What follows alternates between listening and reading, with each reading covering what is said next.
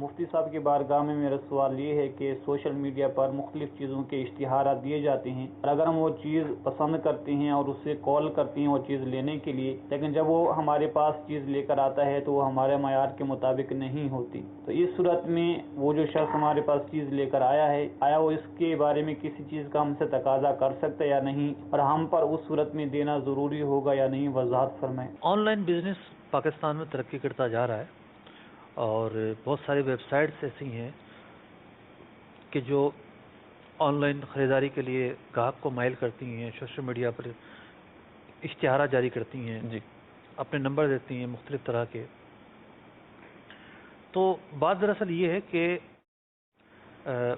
کاروبار کے جو بنیادی اصول ہیں، جی، یہ طریقہ کار ان سے کوئی متصادم تو نہیں ہے۔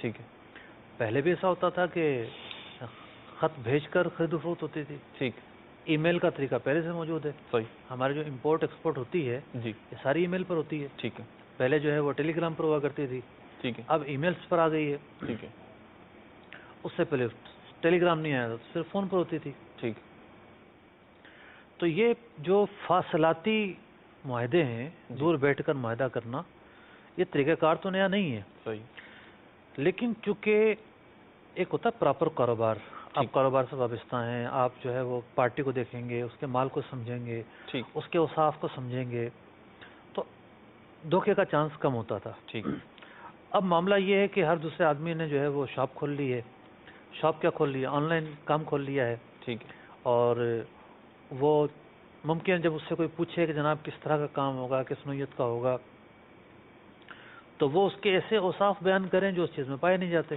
صحیح، تو زیادہ تر جو کام ہوتے ہیں وہ کیش آن ڈیلیوری ہوتے ہیں، ٹھیک، کہ جب کوئی بندہ لے کر جاتا ہے تو وہ دیکھتا ہے اور پھر پیسے دیتا ہے۔ ٹھیک، تو اب یہ ہے کہ جو بندہ دیکھ رہا ہے، جی، چیز منگوا رہا ہے، اس کو اس بات کا حق حاصل ہے کہ جن اوصاف پر اس چیز کی جیسی کنڈیشنز بیان کی گئی ہیں، ٹھیک ہے، ان کنڈیشنز پر وہ چیز اگر آئی ہے اس کے پاس ٹھیک، تو ٹھیک ہے، کھول کے دیکھ لے اور لے لے، صحیح ہے، اگر ان کنڈیشنز پر نہیں آئی تو واپس کر دے۔ صحیح، لیکن دو طرفہ جو ہے وہ مفادات کا خیال رکھنا ضروری ہے۔ ٹھیک، خریدار کو یہ بھی حق نہیں ہوگا کہ جو اس نے چیز معلوم کی تھی، جو اس نے جانا تھا، جو اسے بتایا گیا تھا، جی، یہ ویسی ہی ہے، ٹھیک، لیکن وہ بلا وجہ واپس کر دے۔ اس کے ذہن میں جو تصور گھڑا تھا اس کے مطابق نہیں ہے۔ مطلب یہ دیکھنا ہوگا کہ وہ بلا وجہ کیوں واپس کر رہا ہے۔ ٹھیک ہے، ٹھیک ہے، ایک شرعی اعتبار سے اسے ایک حق تو حاصل ہے خیر رویت کا، جی، شریعت مطالعہ نے اسے دیا ہے، ٹھیک، لیکن اس حق کو وہ استعمال کر سکتا ہے، نو ڈاؤٹ، ٹھیک، لیکن بات یہ ہے کہ سوچ سمجھ کے فیصلہ کرے۔ ٹھیک، یعنی اس چیز کے بارے میں جتنے معلومات وہ کر سکتا ہے، جتنی جی، معلومات پہلے سے حاصل ہو سکتی ہیں وہ معلومات حاصل کرے۔ صحیح، بعض اوقات تصویروں میں وہ چیز نظر نہیں آ رہی ہوتی جو حقیقت میں ہوتی ہے، صحیح، تو بہتر یہ ہے کہ اگر کوئی نئی چیز ہے تو پہلے وہ اپنی آنکھوں سے اسے کہیں نہ کہیں دیکھ لے ٹھیک، کہ بھئی اس شیپ کی ہے، اس ڈیزائن کی ہے، کہ یہاں ایڈجسٹ ہو جائے گی، نہیں ہوگی، یہ ہوگا، وہ ہوگا۔ ٹھیک، تو یہ تو وہ باتیں تھی جس کا تعلق کسٹمر سے ہے۔ صحیح، دوسری وہ باتیں ہیں جن کا تعلق دکاندار سے ہے۔